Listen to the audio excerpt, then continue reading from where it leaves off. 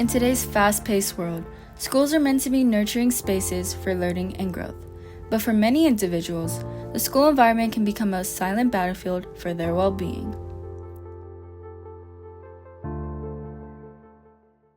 I believe that the school environment impacts my child's mental health in a lot of ways. One of them would be if my daughter would get a lot of assignments. I know that she gets stressed out trying to meet the deadlines, and she would voice out her anxiety in meeting these deadlines. So I think nowadays it's become common to have some challenges with your mental health. Society has changed in a way for the better, because back then in my generation, when I was going to high school, or even my parents, the understanding of mental health was not as good as it is now. So when I was growing up,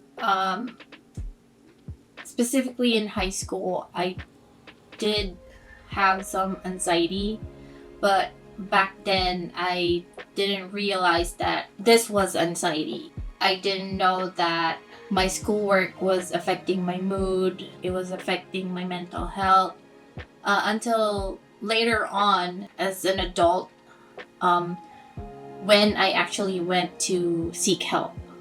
So I would feel physical manifestations of panics. So I would have like panic attacks and tummy aches. So I would feel sick, but I thought it was just physical illness, but it was actually my mental health taking a toll. My advice to students who feel they might be dealing with some mental health challenges, don't be afraid to seek help. Sometimes the people around us may not even be equipped to help us. Within these bustling corridors lie stories that often go unheard, stories of resilience, anxiety, and the silent struggles of young hearts and minds. I think the most common challenges the students face is confidentiality. They come to our office and they don't want anyone to know that they are facing some mental health challenge. And so it's up to the counseling office and myself to get the students to relax, feel safe, and so they want to be able to speak to us and want them to know that whatever they say in here stays in here unless we need to break confidentiality, and we explain that to them at the beginning. I also think students don't want to be put in a position where they don't feel like their friends or their family or someone would chastise them or think negatively of them if they are facing a mental health challenge. I believe that's very important for the student. They want to feel belong, they want to feel part of the school community, but they don't want to feel different. And so that is a challenge that we work with every day with our students. My first advice is to seek help. If you do confide in your friends, hopefully your friends will come to an adult, or if you will bring your friend with you and come to an adult, preferably the counseling office, and we are here to help support students and their families for mental health support. We have lots and lots of resources. We want to share those resources. I feel it's important for the student to feel comfortable and feel safe to talk about it. But coming to the counseling office, we have outside resources. We have resources on inside our district, Fontana Unified School District. We have resources as well.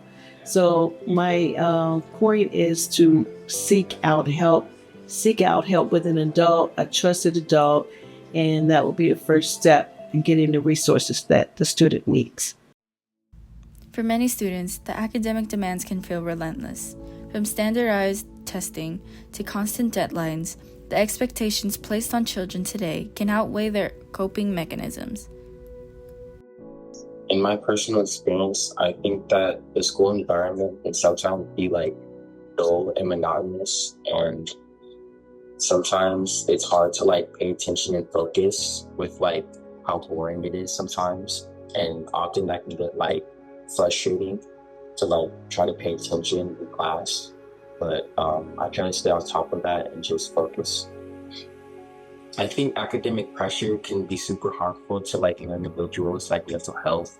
Sometimes there's like students who like share those students and they struggle with like being assignment, and that can be super stressful because they end up breaking down because they don't know how to do something and go out, that type of stuff. So trying to like avoid that, I think just stay on top of things, go to tools, have a schedule that helps you stay on top of things, and try to just avoid procrastination, because procrastination is something that I struggle with too.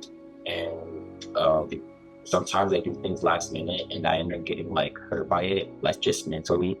So I think that having a good cycle to like maintain your mental health over everything is more important. In my first semester of sophomore year, towards the end of the year, I felt super stressed because for the second to last week of school, I missed that entire week because I was out sick. So I couldn't really do anything, and I had a lot of work to do for English, chemistry, and stuff. And I didn't know what to do. So the stress was like weighing down on me, where I had to like stay up for like nights and nights trying to complete work that I had missed that previous week, and then study for my finals for like my honor classes and some things that I had missed. And sometimes I didn't know if I could finish the work, and it was just super stressful. And I think that I should have tried putting more effort into it while I was sick, but I mean, there's no time to really do that situation. So, yeah. Yet amidst the challenges, there is hope. From counselors who listen with compassion to teachers who foster understanding, our schools are becoming havens where mental health is acknowledged and nurtured. Together, we are rewriting the narrative of education, placing empathy alongside academics and resilience alongside achievement, because every student deserves a safe space to learn, grow, and thrive. This journey continues beyond these walls. Let us carry forward the lessons learned and strive to create educational environments where every student's well-being is valued.